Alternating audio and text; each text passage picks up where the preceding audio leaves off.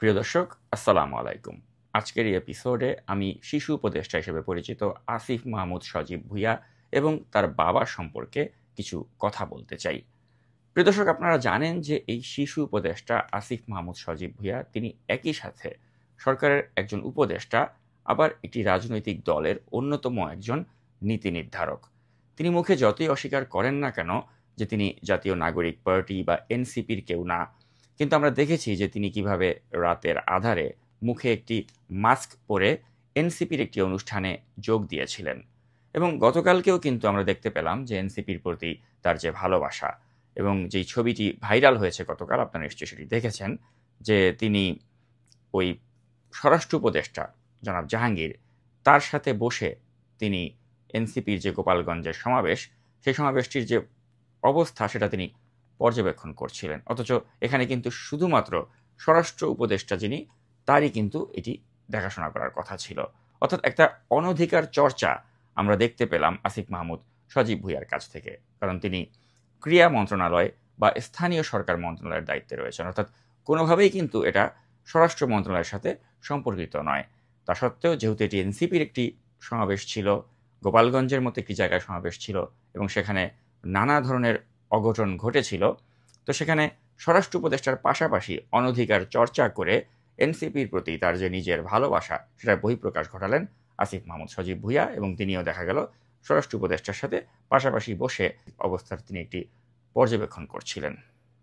তো এভাবেই উপদেষ্টা আসিফ মাহমুদ সজীব ভুঁইয়া তিনি সরকারি আচরণবিধি তিনি লঙ্ঘন করছেন, নিজের শপথ ভঙ্গ করছেন, এবং কনফ্লিক্ট অফ ইন্টারেস্টকে ক্রমাগত তিনি থোড়াই কেয়ার করে চলেছেন।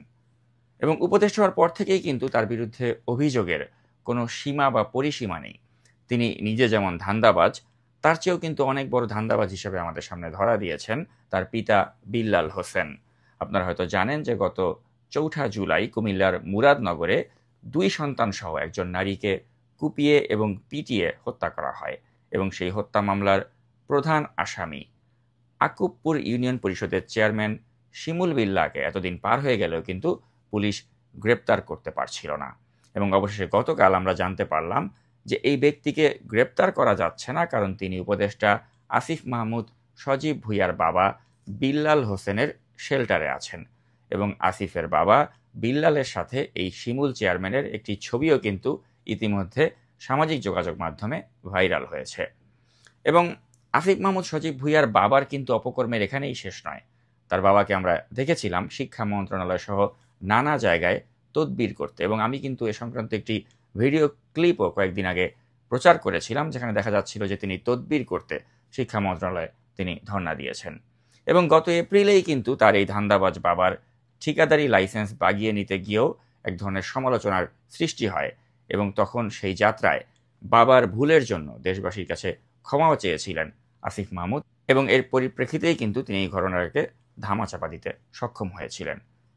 কিন্তু তা সত্ত্বেও লাল চুলের এই ধান্দাবাজ চাচা মিয়া এবং তার গুণধর পুত্রের একের পর এক কাহিনীর জন্ম হলেও তারা দুজনেই কিন্তু এখনো বহাল তবিয়তে আছেন।